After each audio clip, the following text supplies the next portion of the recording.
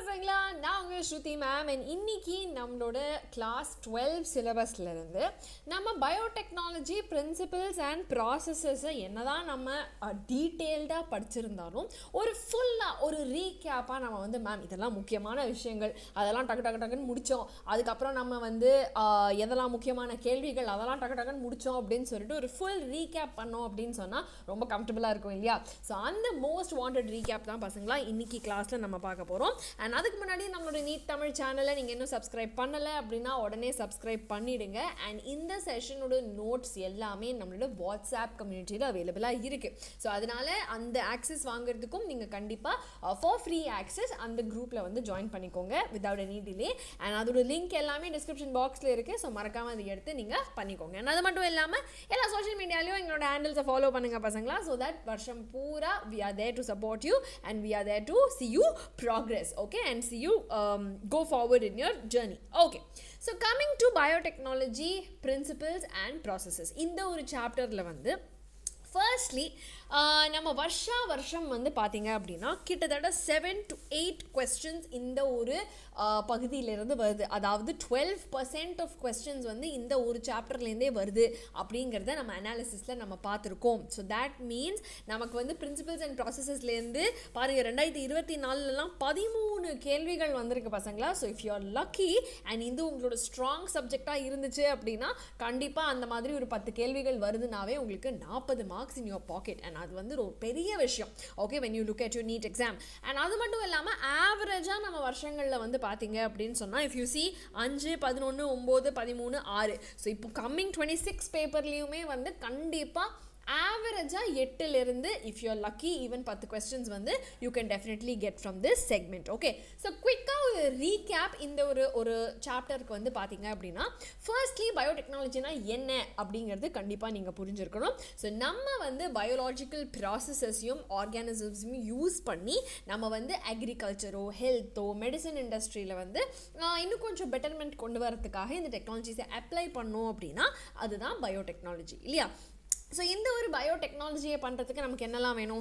First வந்து genetic engineering. நம்ம ஒரு ஜீனை மேனிப்புலேட் பண்ணி அந்த ஜீனை வந்து நமக்கு பிடிச்ச மாதிரியாக நம்ம மாற்றுறது மட்டும் இல்லாமல் அது நமக்கு தேவையான ப்ராடக்டை கொடுக்க வேண்டியதுக்கான லார்ஜ் ஸ்கேல் ப்ரொடக்ஷனுக்கு தேவையான கண்டிஷன்ஸ் மெயின்டைன் பண்ணுறோம், ஈல்ட் மெயின்டைன் பண்ணுறோம். இது எல்லாமே நம்ம கிளியர் கட்டாக வச்சுருக்கிறதுனால தான் நம்மளால் வந்து நமக்கு தேவையான ஒரு ப்ரோட்டீனை நமக்கு தேவையான ஒரு ப்ராடக்டை எஃபிஷியண்ட்டாக எடுத்து நம்மளால் தான் மார்க்கெட் பண்ண முடியுது. ஓகே, நான் when you look at இந்த genetic modification எப்படி நடக்கும் அப்படின்னா இந்த ஒரு genetic modification ஒரு ஆர்கானிசம்ல நம்ம கொண்டு வரத்துக்கு ஃபர்ஸ்ட்லி நம்ம எந்த ஜீன் ஆஃப் இன்ட்ரெஸ்ட் நமக்கு வேணும் அப்படிங்கிறத ஐடென்டிஃபை பண்ணணும். சரி, எனக்கு இந்த ஒரு பால் ப்ரோட்டீனோ இல்லை எனக்கு இந்த ஒரு கலரோ எனக்கு ப்ரொடியூஸ் பண்ணுற ஒரு ஜீன் வேணும். ஃபார் எக்ஸாம்பிள் நான் சொல்கிறேன், நீங்கள் அப்ளிகேஷன்ஸில் வந்து பார்த்தீங்கன்னா யூ வுட் ஹவ் ஸ்டடிட் இல்லையா? பிறந்த குழந்தைக்கு நம்மளால் வந்து மனுஷனோட பால் தான் கொடுக்க முடியும், மாடோட பால் வந்து டைரெக்டாக கொடுக்க முடியாது. பட் மனுஷனோட பாலில் இருக்கிற ப்ரோட்டீனை அந்த மாடே ப்ரொடியூஸ் பண்ணிடுச்சுன்னா அப்போ ஈஸியாக இருக்கும்ல நமக்கு. ஸோ அந்த மாதிரி நம்ம இப்போ ஜெனட்டிக் மாடிஃபிகேஷன் பண்ணோம்னா இந்த மாதிரி இந்த ப்ரோட்டீன் தான் எனக்கு வேணும் அப்படிங்கிற ஜீனை முதல்ல நம்ம தேர்ந்தெடுக்கணும்.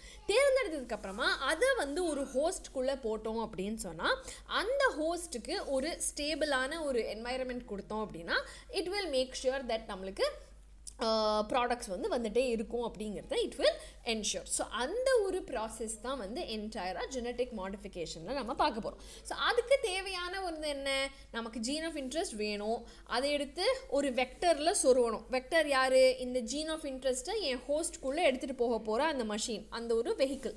ஸோ இந்த ஒரு வெக்டரில் வந்து இந்த ஜீன் ஆஃப் இன்ட்ரெஸ்ட்டை நம்ம வந்து சொருகணும் அப்படின்னு சொன்னால் வெட்டி தைக்கணுங்கிறது சொல்கிறது ஈஸியாக இருக்கும். பட் அதுக்கு நமக்கு தேவையான மாலிகுலர் சிசர்ஸ் தான் இந்த என்சைம்ஸ் இல்லையா? ஸோ ஒரு சில பாலிண்ட்ராமிக் சீக்வன்சஸை பார்த்து அந்த இடத்துல நச்சுன்னு கட் பண்ணியாச்சு அப்படின்னு சொன்னால் இந்த ஒரு ஜீன் ஆஃப் இன்ட்ரெஸ்ட் வந்து அந்த ஜீனோம்லேருந்து இந்த வெஹிக்கிள் மேலே வந்து அட்டாச் ஆகிக்கும். So this is what we call a recombinant DNA. நான் இந்த வெக்டரை ஒரு ஹோஸ்ட்குள்ளே போட்டோம் அப்படின்னு சொன்னால் அந்த ஹோஸ்ட் வந்து இவன் நம்ம ஜீனோம் தான் போல இருக்குன்னு நினச்சிக்கிட்டு அவனை காப்பி போட்டுகிட்டே இருப்பாங்க. அப்போ நமக்கு ஜீன் ஆஃப் இன்ட்ரெஸ்ட் வந்து தன்னை அறியாமலேயே அவன் எக்ஸ்பிரஸ் பண்ணிக்கிட்டு இருப்பான். ஓகே, ஸோ இந்த ஒரு ரீகாமினன்ட் டிஎன்ஏக்கு ரெஸ்ட்ரிக்ஷன் என்சைம் ரொம்ப முக்கியம் பசங்களா.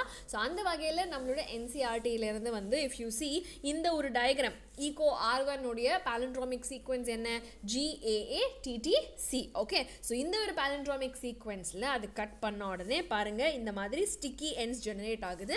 அப்படியே ஒன்று மேலே ஒன்று ஒட்ட வச்சோம் அப்படின்னா சூப்பராக இதுதான் என்னோட டிஎன்ஏ அப்படின்னா இந்த இடத்துல என்னோட ஜீன் ஆஃப் இன்ட்ரெஸ்ட் வந்து நச்சுன்னு வந்து நான் ஃபிட் பண்ணிடலாம். ஓகே, ஸோ இந்த diagram is very important for your understanding of how this cutting and touching and everything will work. Okay, now once I identify my gene of interest, அந்த gene of interest வந்து முதல்ல நான் எடுக்கணும்ல அந்த ஜீனோம்லேருந்து.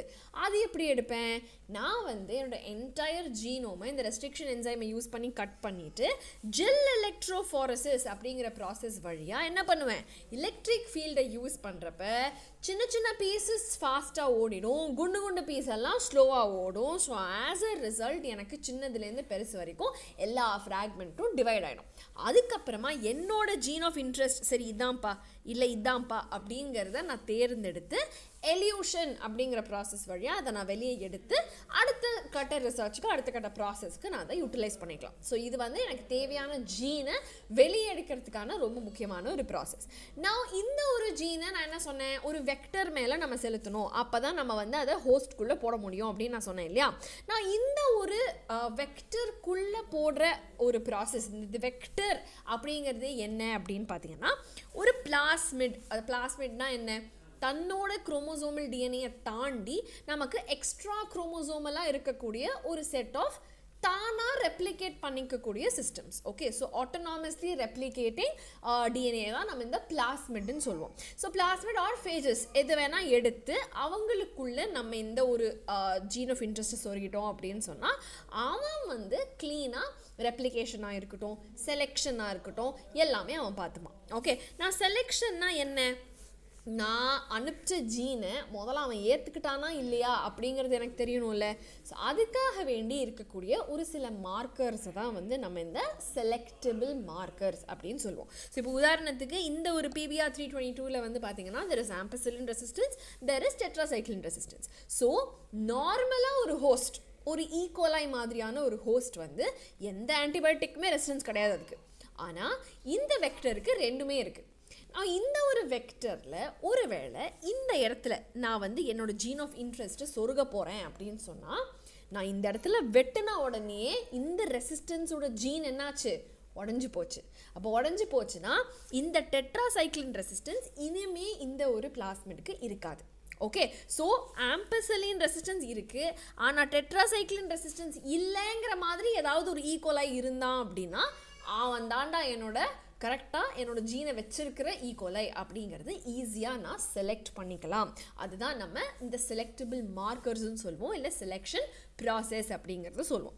நான் இதை பண்ணி நம்மளோட வெக்டர்ஸ் ரெடியாக இருக்குது அப்படின்னு சொன்னால் இந்த வச்சுக்க அப்படின்னா இந்த ஹோஸ்ட் என்ன சொல்லுவான், நான் என்ன வச்சுக்கணும் போடா வெளியே அப்படின்றான். ஸோ அவனை வந்து நம்ம என்ன பண்ணணும், அவனை எடுத்துக்க வைக்கணும். ஸோ என்ன பண்ணலாம், அந்த கிரிமினல்ஸ்லாம் படத்தில் வந்து டார்ச்சர் பண்ணுவாங்கல்ல அந்த மாதிரி வந்து நைஸாக சொல்லி பார்க்கலாம், இந்தாப்பா அப்படின்னு சொல்லி கெமிக்கல் ட்ரீட்மெண்ட், அதாவது இந்தாப்பான்னு கொடுத்தா நீ வாங்க மாட்டுற, ஸோ ஆசிட் ஊற்றி நாங்கள் வந்து பண்ண வைப்போம் அப்படிங்கிற மாதிரி கால்சியம் ட்ரீட்மெண்ட் வழியாக கெமிக்கல் ட்ரீட்மெண்ட்டில் பண்ணலாம். அப்படி இல்லைன்னா ஃபிசிக்கலாக ஹீட் ஷாக் அந்த மாதிரி மெத்தட்ஸில் பண்ணலாம்.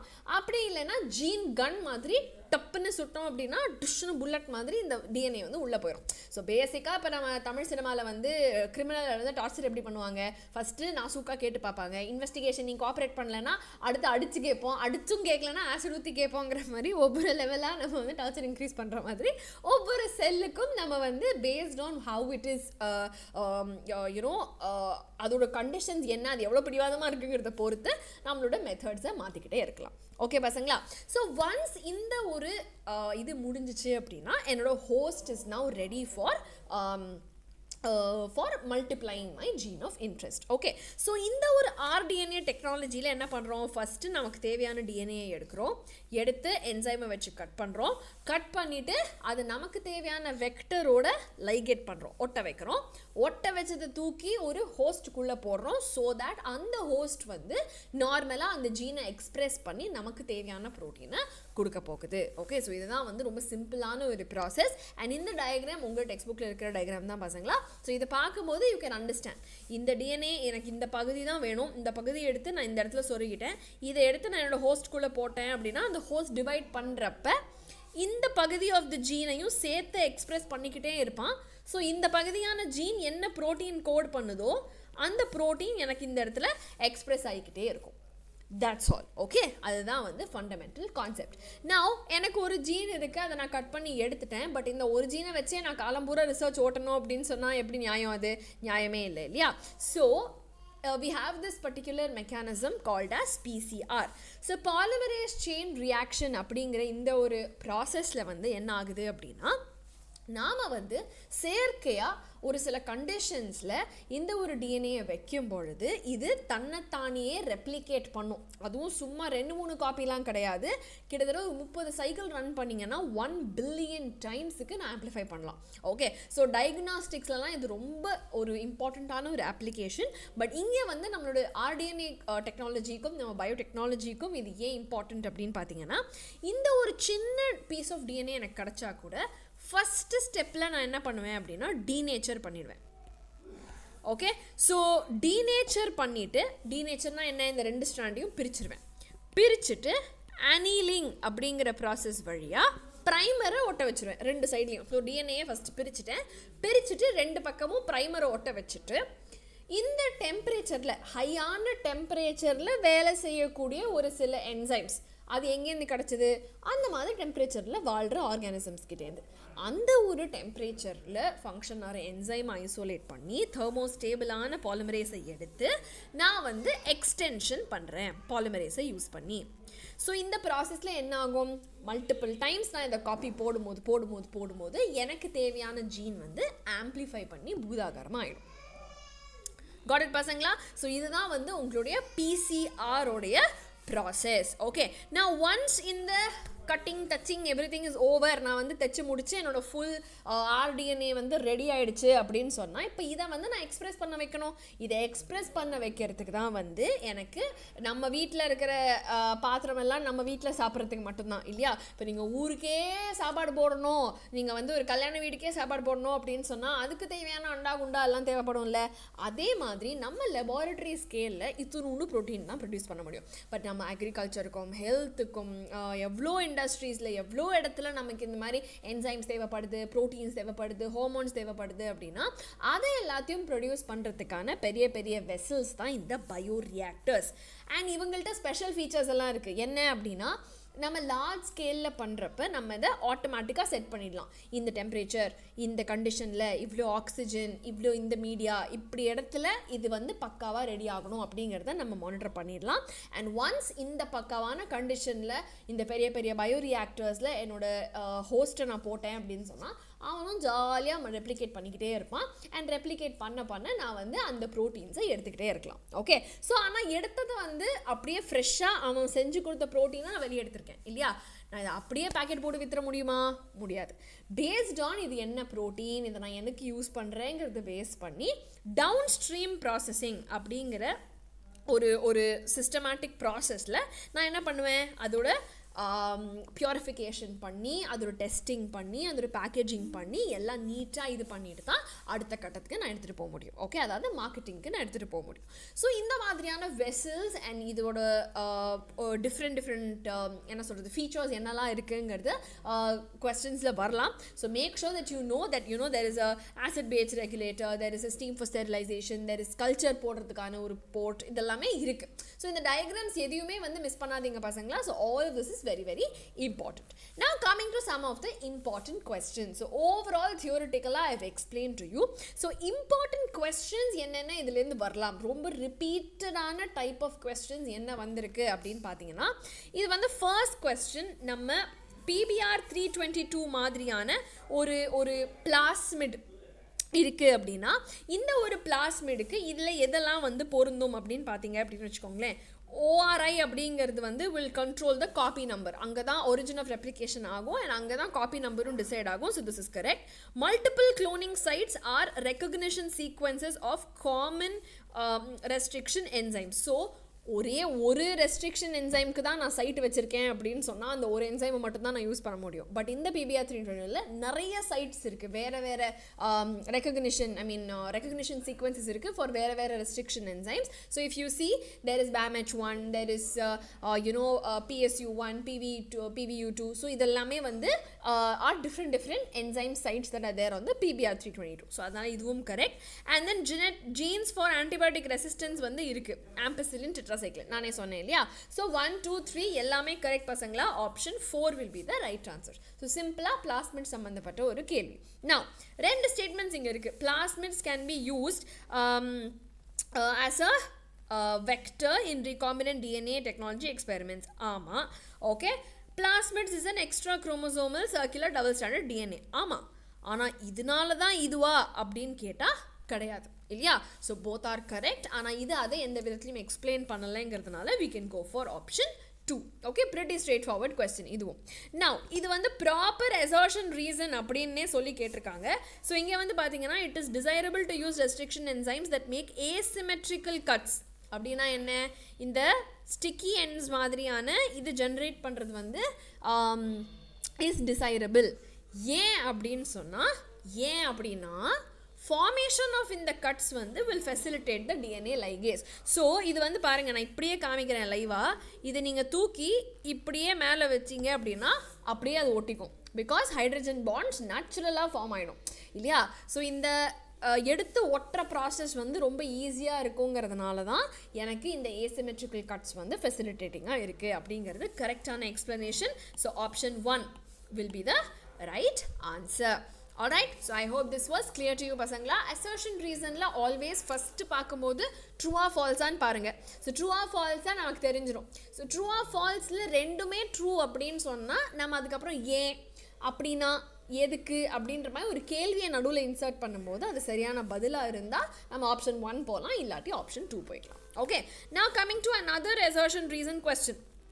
Okay, now here one antibiotic resistance gene of vector PBR 322 helps in selecting the transformants and the other one is in selecting the recombinants. So இதுக்கு ரெண்டுத்துக்கும் அர்த்தம் என்ன அப்படின்னு சொன்னால், ஃபஸ்ட்டு transformant அப்படின்னா வெக்டரை நான் ஹோஸ்ட்டுக்குள்ளே எடுத்துக்கிட்டேனா அப்படிங்கிறது தான் வந்து டிரான்ஸ்ஃபர்மேஷன்.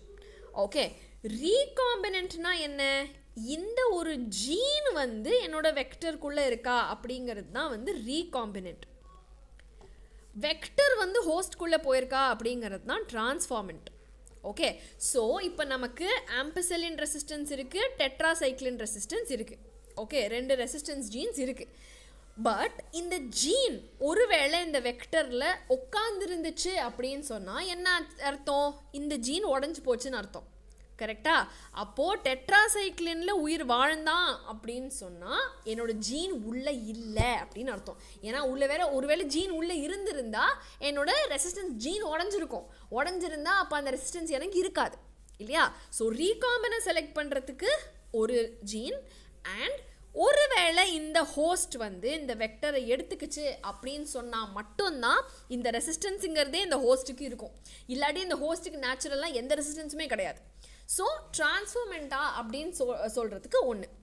ஸோ இந்த மாதிரி ஒன்று இதுக்கு ஒன்று அதுக்கு அப்படிங்கிற ஃபங்க்ஷன் இருக்குது அப்படிங்கிறது இஸ் கரெக்ட். த நான் ரீகாம்பினன்ஸ், ஸோ இந்த ரீகாம்பினன்ட் நான் எடுத்துக்கலை, ஜீனை எடுத்துக்கலை அப்படின்னு சொன்னால் இவங்க வந்து ரெண்டு ஆன்டிபயோட்டிக் மீடியாலையும் வந்து க்ரோ பண்ணலாம். ஆனால் ஒரே ஒன்றில் பண்ணால் அப்படின்னா that is because of insertional inactivation. அதுதான் வந்து இப்போ நான் சொன்னேன் இல்லையா. பட் இது வந்து சரியான ஆன்சர் தான், ரெண்டுமே வந்து சரியான ஆன்சர் தான். பட் இது அதுக்கான எக்ஸ்பிளனேஷன் கிடையாது. ஏன் வந்து ஒரு ரெசிஸ்டன்ஸ் ஜீன் வந்து எனக்கு டிரான்ஸ்ஃபார்மெண்ட்டுக்கும் இன்னொன்று வந்து ரீகாம்பினண்ட்டுக்கும் இருக்குது அப்படிங்கிறது வந்து இதுக்கான எக்ஸ்பிளனேஷன் கிடையாது. பட் ரெண்டுமே கரெக்டான ஸ்டேட்மெண்ட் தான் அப்படிங்கிறதுனால you can go for option 2. Clear பசங்களா? Then the process by which virus will transfer the gene from one either to another, it is simply called transduction பசங்களா ஞாபகம் வச்சுக்கோங்க. ஸோ transduction வழியாக அப்படியே சதக் அப்படின்னு சொல்லி டைரெக்டாக பாசிங் த பார்சல் மாதிரி இது வந்து ஜெனட்டிக் மெட்டீரியலை ஒரு பாக்டீரியாமுக்கு கொடுத்துரும். ஓகே, ஸோ ஒரு வைரஸ்லேருந்து பாக்டீரியாமுக்கு ரொம்ப ஈஸியாக வந்து the genetic material will transfer. So option 1 transduction is the right answer. Then for question 6, okay, so இங்க வந்து பாத்தீங்க அப்படின்னா in order to force bacteria to take up the plasmid they should be made competent, which is correct. Okay, ஏன் அப்படின்னா எந்த பாக்டீரியாவுக்கும் நேச்சுரலான competence கிடையாது. both are correct and இதுதான் ஏன் அப்படின்னு கேட்டப்போ அதுக்கான பதில் இது கரெக்டாக இருந்தது இல்லை. ஸோ அதனால் வந்து we can go for option 2 where both A and R are true, but yeah, both R are true and R is the correct explanation of A அப்படிங்கிற ஆப்ஷன் 2க்கு வந்து நம்ம போய்க்கலாம். ஸோ இந்த ஆரோ மார்க் வந்து இங்கே இருக்கிறதுனால கன்ஃபியூஸ் ஆயிடாதீங்க, இங்கே வந்து you can take it up. Okay, so எந்த ஒரு பாக்டீரியாவும் நேச்சுரலாக நீ கொடுத்தா உடனே இந்தாப்பா வாங்கிக்கிறேன் அப்படின்னு சொல்லி வாங்கிக்க மாட்டோம். கெமிக்கலாவோ ஃபிசிக்கலாவோ இல்லை கன் வழியாவோ we have to introduce this particular DNA into the host. Clear pasangla? Alright, now select the correct match with respect to steps involved in the PCR. So PCR la clear na 4 steps சொன்னேன். So denaturing இங்கிறது வந்து phosphodiester bond break ஆகாதே, ஏன்னா 2 strand தானே நான் பிரிக்கிறேன். phosphodiester இங்கிறது நடுவில் இருக்கிறது இல்லையா, so அது கிடையாது. தென் annealing அப்படிங்கிறது வந்து எந்த எண்டில் நடக்கும்? நான் எப்பயுமே வந்து என்னுடைய synthesis அப்படிங்கிறது வந்து will be from the 5' end to the 3' end. Okay, so அப்போ என்னோட டெம்ப்ளேட் என்னவா இருக்கணும்? அதுக்கு டெம்ப்ளேட் வந்து 3' to 5' இருக்கணும். என்றைக்குமே சிந்தசிஸ் வந்து 5' to 3' அப்படிங்கிறதுனால ப்ரைமரை வந்து நான் 3' end of the டெம்ப்ளேட்டில் தான் நான் போடுவேனே தவிர 5'ல கிடையாது. So this is also wrong. எக்ஸ்டென்ஷனில் வந்து நம்ம டேக் பாலிமரேஸ் வந்து ஹைட்ரஜன் பாண்ட்ஸ் ஃபார்ம் பண்ணணும்னு போட்டிருக்கு, பட் அது ஒரு நியூக்ளியோடைடுக்கும் இன்னொரு நியூக்ளியோடைடுக்கும்ங்கிறதுனால அங்கே தான் ஃபாஸ்போஎஸ்டர் வரணும். ஓகே, ஹைட்ரஜன் தான் டீநேச்சுரேஷனில் உடையுது. ஸோ இது அப்படியே ஆப்போசிட்டாக கொடுத்துருக்காங்கனால திஸ் இஸ் ஆல்சோ ராங். எக்ஸ்டென்ஷனில் தெர்மோஸ்டேபிள் டிஎன்ஏ பாலிமரேஸ் வந்து 3' எண்டுக்கு ஆட் பண்ணும் அப்படிங்கிறது கரெக்ட் பசங்களா. So option 4 will be the right answer. Now coming to question number 8, இன்னொரு assertion reason. மேம் இனிமேல் assertion reason கஷ்டம் அப்படின்னு நீங்கள் சொல்ல முடியாது, அந்த அளவுக்கு நான் questions கொண்டு வந்திருக்கேன் உங்களுக்கு. So synthetic oligonucleotide polymers are used during the annealing in PCR, which is correct. ஏன் அப்படின்னு சொன்னால் the primers will bind to the DNA strand at their complementary regions and இந்த ஒரு annealing stepல அவங்க போய் bind ஆகிறதுனால தான் next stepல they are able to extend. So அந்த starting troubleக்கு primer is always necessary. So அதனால both statements are true and it is the correct explanation. So option 1 is the right answer. Okay, then main steps in the formation of recombinant DNA கொடுத்துருக்கு, அதை correct ஆர்டரில் நம்ம வைக்கணும். So very simple பசங்களா, முதல்ல cut பண்ணணும். Cut பண்ணதுக்கப்புறமா நமக்கு தேவையான ஃப்ராக்மெண்ட்டை வெளியே எடுக்கணும். ஓகே, வெளியே எடுத்ததுக்கப்புறமா அதை வந்து நம்ம ஆம்ப்ளிஃபை பண்ணணும். ஆம்ப்ளிஃபை பண்ணிவிட்டு ஹோஸ்ட்குள்ளே செலுத்தணும். So BCDA option 2 straight forward right answer. Now the last question for today பசங்களா, which of the following steps are catalyzed by the taq DNA polymerase? எந்த ஒரு ஸ்டெப்புக்கு நான் இதை யூஸ் பண்ணுறேன் அப்படின்னு பார்த்தீங்கன்னா கண்டிப்பாக எக்ஸ்டென்ஷனுக்கு தான் taq polymerase யூஸ் பண்ணுறேன். டீநேச்சுரேஷனுக்கும் அனீலிங்க்கும் இது தேவை கிடையாது. So option 3 is the straightforward correct answer.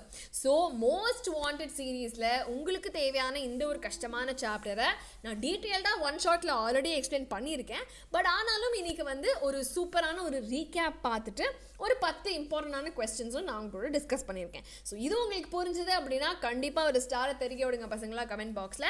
And அது மட்டும் இல்லாமல் வேறு எந்த கொஸ்டின்ஸ் இருந்தாலும் கமெண்ட் பண்ணுங்கள். வேறு எந்த டாபிக்ஸ் மேம் இது புரியல அப்படின்னு சொன்னாலும் அதையும் கமெண்ட் பண்ணுங்கள். ஸோ தட் தனியாக அதை வந்து ஒரு செஷனில் நான் உங்களுக்கு எக்ஸ்பிளைன் பண்ணுறேன். Okay, so I hope this was useful to all of you பசங்களா. கண்டிப்பாக இன்னும் நீங்கள் சேனலை சப்ஸ்கிரைப் பண்ணலைன்னா பண்ணுங்கள், சோஷியல் மீடியாவில் ஃபாலோ பண்ணுங்கள். அண்ட் வேறு என்ன டவுட்ஸ் குவரிஸ் இருந்தாலும் கீழே டிஸ்கிரிப்ஷன் பாக்ஸ் நம்பரில் நீங்கள் வந்து கால் பண்ணி உங்களோட குவரிஸை கேட்டுக்கலாம். Okay, so all the very best பசங்களா. See you all in the next class. Bye bye.